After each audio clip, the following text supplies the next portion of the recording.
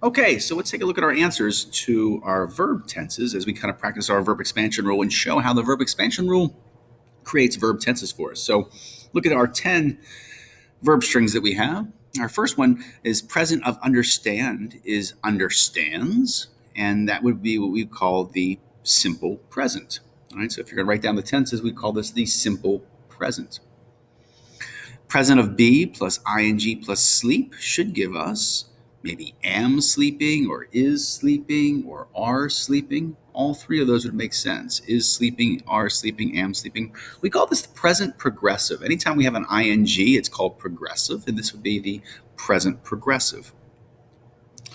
The past of take is took. We call that the simple past. Simple past. And then the past of be plus ing plus cry should give us either was crying or were crying. Once again, we call this the progressive because it's ing, and then we have it as the past progressive, in this case because of the word was. So this is was or were crying. Next, we have the present of have plus em plus go should give us either have or has gone. So anytime we have the form of have, has, or had, we call this the perfect tense. The perfect tense. Has nothing to do with perfection at all. Has to do with a period of time, which we're going to take a look at the very end of all of this. And then we call it the present perfect because of the word have. And so have and has are present, and we call this the present perfect. This is a weird one. So the past of have, it has to be had, and the en form of swim. I don't know if you got this one right or not, but it is had swum. Isn't that weird? I know maybe a lot of us had swam, but it's actually swum, had swum. We call this the past perfect. So it's perfect because of the word had, and it's also past because of the word had. So we call this the past perfect. We'll come back to these. Next is the present of have plus en plus be plus ing plus want. This should give us have or has been wanting. And we call this the present perfect progressive. Let's walk through it. It's progressive because of ing. It's perfect because it has the word have in it. And it's present because of the word have. So it's the present perfect progressive. We also have the past of have plus em plus be plus ing plus put, which would be had been putting. I'm not sure when you'd ever use that verb, but had been putting. It's progressive because of putting, ing. It's past because of had, but it's also perfect because of had. Then we have the present of will plus begin gives us will begin. We call this the future tense. It doesn't really mean the future. Once again, a verb doesn't really have a future tense. We have the present and the past form of a verb, but we call this the future tense just to kind of be normal. So we'll call it the future. We'll eventually refer to this as the emphatic mood is really what's going on. And then present of will plus have plus em plus no will give us the the future perfect. It's future because of the word will, and will oftentimes we associate will with the word future, and it's also perfect because of the word have. So therefore, this is the future perfect. And we can continue. We can make the future perfect progressive. We can do all kinds of fun things, but you kind of get the gist of how this all works.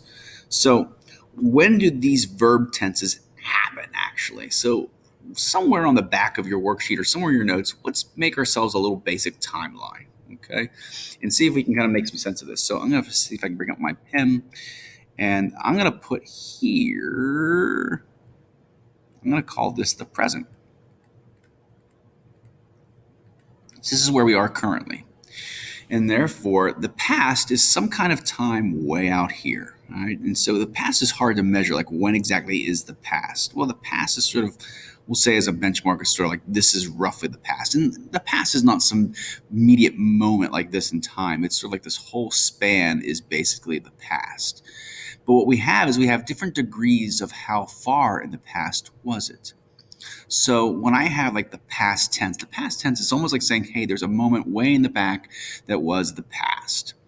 So then we have like our verb like is or are sleeping, which is the present progressive. The present progressive basically is the present and it's continuing to happen. So present progressive is sort of sitting like sort of here and saying, hey, I'm kind of happening and I'm still happening. So we call him the present progressive. It's this time period where in the present it started and it's still moving on. It hasn't ended. It's still going on. The present progressive. Then we have the past progressive. The past progressive is sort of something that happened a while ago and it happened for a duration of time and then it stopped. So we call that the past progressive. So in our worksheet, we use the verb was crying or were crying. What happened a while ago? It happened for a period of time, then it stopped, and therefore we call it the past progressive. Then we have those perfect tenses. Those are the ones that are most important. So in the perfect tenses are always sometime in the past. It all depends on when. So the most recent past, so if this is the present, I'm going to mark him real heavy here. If this is the present perfect is sort of the most recent past. So it's sort of like this time period right here, the most recent past.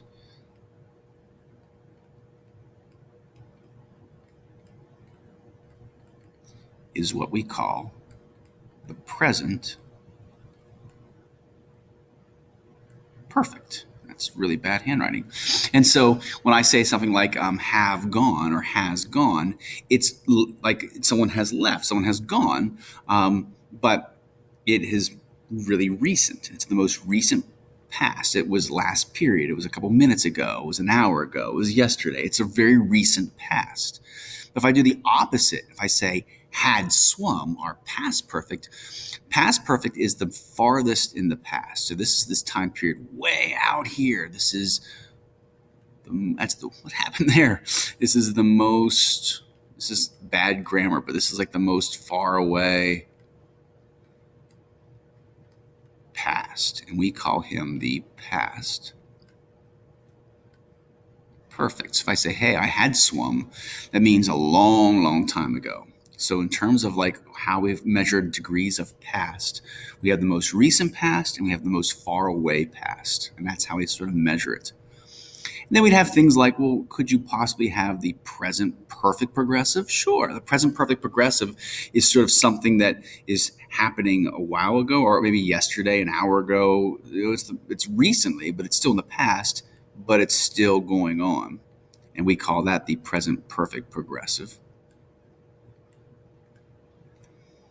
And we also have the past perfect progressive, which we used had been pudding, which would be something that happened a long time ago, happened for a duration of time, and it ended.